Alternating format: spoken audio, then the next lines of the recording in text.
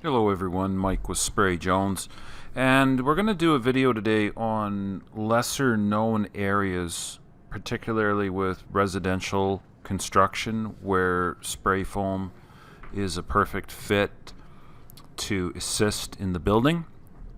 Everybody's fairly well versed already with the traditional joy stands, basements, crawl spaces, vaulted ceilings, but let's take a look at some areas that don't initially come to mind. And I've got 5 spots that I think you'll find will perk that little, that's interesting in you. So let's get into it. The first area that has grown is stair backs, like you're seeing here in this picture. You've got your stair stringer, you got your risers and your treads, and then you've got your landings on a 2-story home.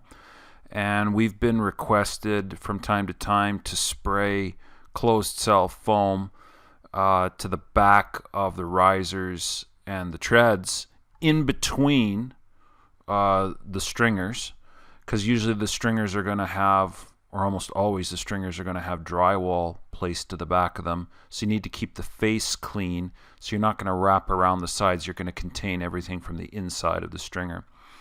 And this is going to stiffen up the stairs with an inch and a half of closed cell foam. And it's going to remove a lot of the squeak out of them when you're walking up and you're walking down constantly. Even the best secured stair systems are eventually going to twist or try to move or start to squeak and make noise. So that's a really good method of using the closed cell foam. Now, if you have a second level floor that is out over top of a garage, a lot of times the stair set will jut into the garage, and the stairs will thereby get cold. Now this is perfect for foam. I mean, I've watched guys try to lay bat in here and it's just ludicrous. But with closed cell foam and a method of blocking things in so that you give yourself some space to drywall or finish it off so it looks like something, you can actually wrap the outside of the stringers, go over top of the risers and the tread, and encase the whole entire stair assembly in closed cell foam from the backside, and then have it clad and drywalled or paneled to the inside of the garage. So the stairs are now insulated and warm if they're jutting in, and you don't have to build out such a large box or bulkhead to try to insulate that bulkhead. So that's the first area to consider. Second area would be rafter heels. Now, this applies to something like you'd see in this picture, where the roof deck is not necessarily going to be spray foamed. Maybe they're going to blow the roof in. They're going to do the conventional roof with blow-in insulation. You're going to spray foam your walls and your headers, but then they're not going to be doing the spray foam here. So this is the rafter heel, okay? And this is a raised heel to allow for more blow-in out over top of the plates. We'll have people request that this area be sprayed. Now, before you get carried away giving me messages about how this area needs to be left open for venting, a lot of times we will not spray the vent. If the vent is open, obviously we're not going to spray it. So sometimes there'll be a vent one every 10 bays, or they'll vent every bay if they want to. It all depends on what the builder and the framer are doing. Either way, the vent is not being sprayed shut, okay? But what we're doing is we're taking the closed cell foam from the plate and we're coming up the heel. Whether the heel is just a 4-inch heel, a small one, or whether it's an 18-inch heel like you see here, we're bringing this closed cell foam up just an inch, inch and a half around the perimeter of the residence, so that they don't have as much air leakage coming from the insulation stops into the fiberglass insulation at this tight spot. It's just to control the air leakage so that it goes up and into the attic, the vent where they want the vents to go, and not cheating and having drafts in around the perimeter and coming down onto the sheetrock. The poly installation will still have to have the double top plate caulked, and that's all normal, and have their poly tied in. But this is going to help stop larger gaps, particularly.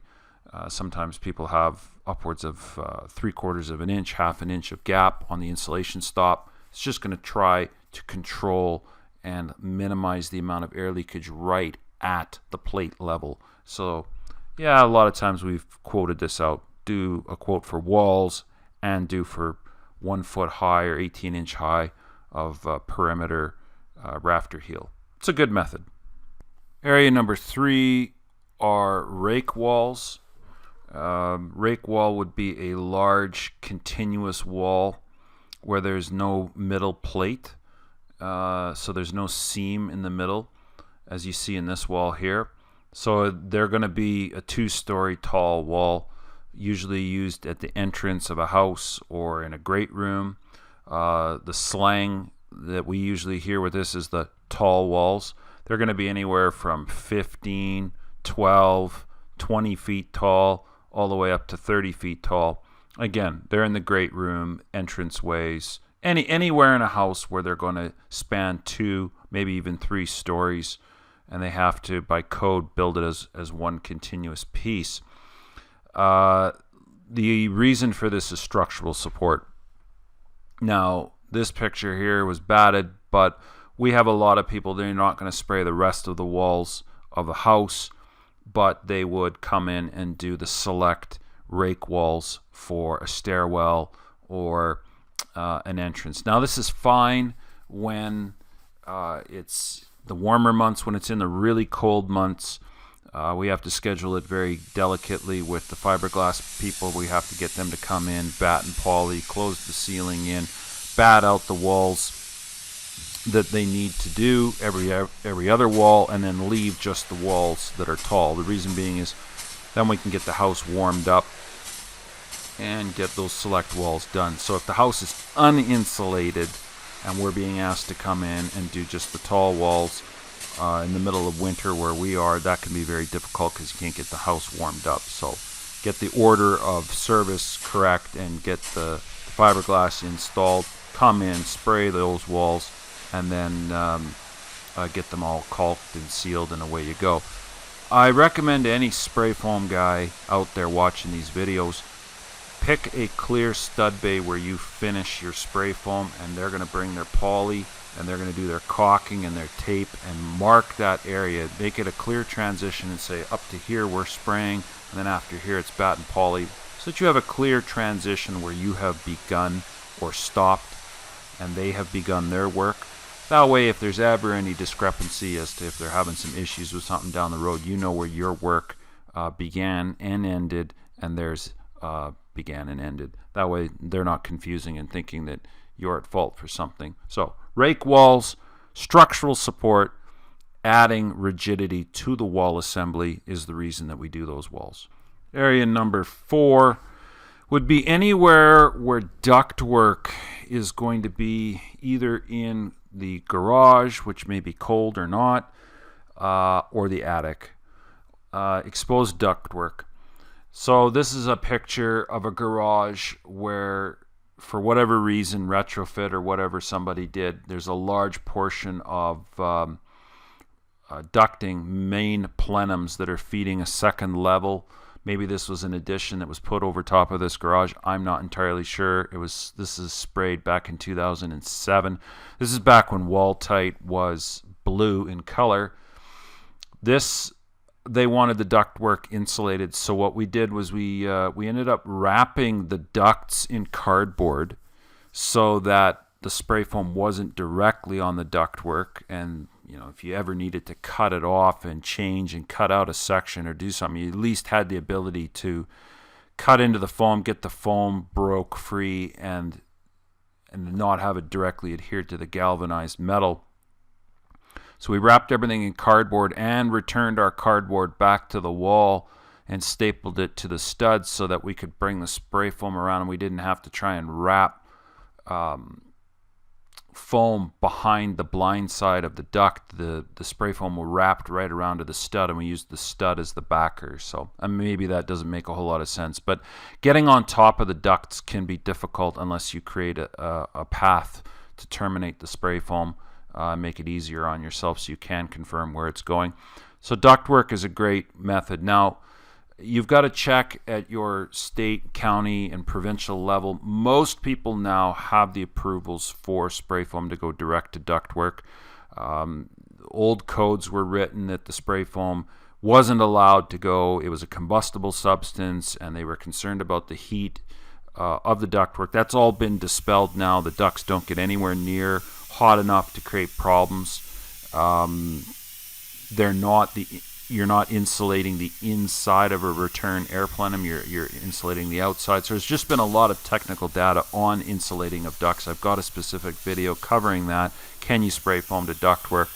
The answer is yes, provided that you've gotten your paperwork and your test reports so that you can satisfy the authority having jurisdiction in your area and then not have to dig it off. Now, ductwork is notoriously difficult. We have a lot of people that'll have one or two feed lines that, for whatever reason, the HVAC guide to get from the basement to an upper level routed the piping through the actual garage. So we'll have the builder come in and say, look, this clump of 2 or 3 or 4 pipes, can you put some spray foam over it? And that's what we'll do.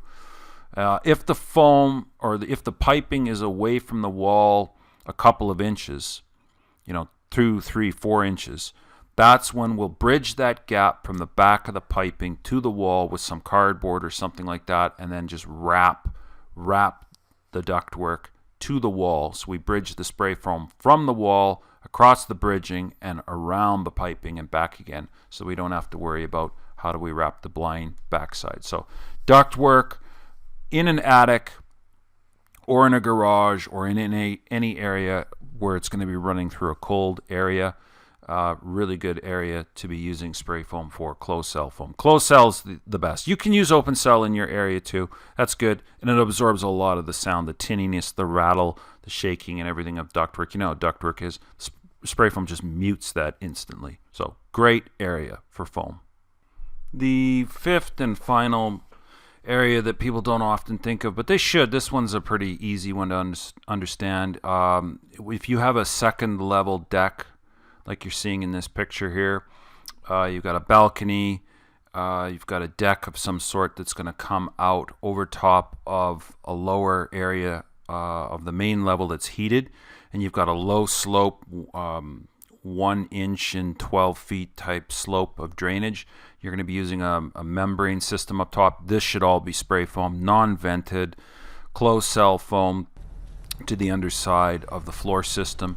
And there's really, really good ways of doing that. I've had people not get their walls done, but they've had multiple large decks wrapping around the residence. So they've had a lower level, and the roof of that lower level is made up with a very large promenade type deck around it, and they've had that all spray foamed.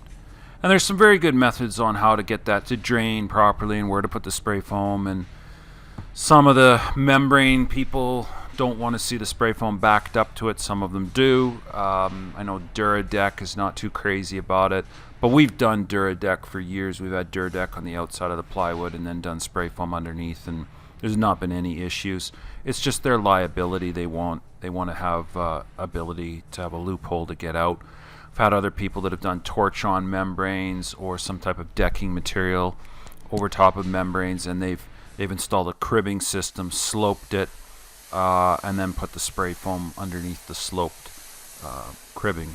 So that's worked out very, very well too. So these are good little areas to definitely use the spray foam. Maybe not going to do anything else in the structure, but get in and get this one done. And those are your 5 areas that are often overlooked. So hope you liked the video. Comment on it, like and subscribe, share some of your ideas as well as to where you think spray foam can go that normally you don't see, and we'll catch you on the next video.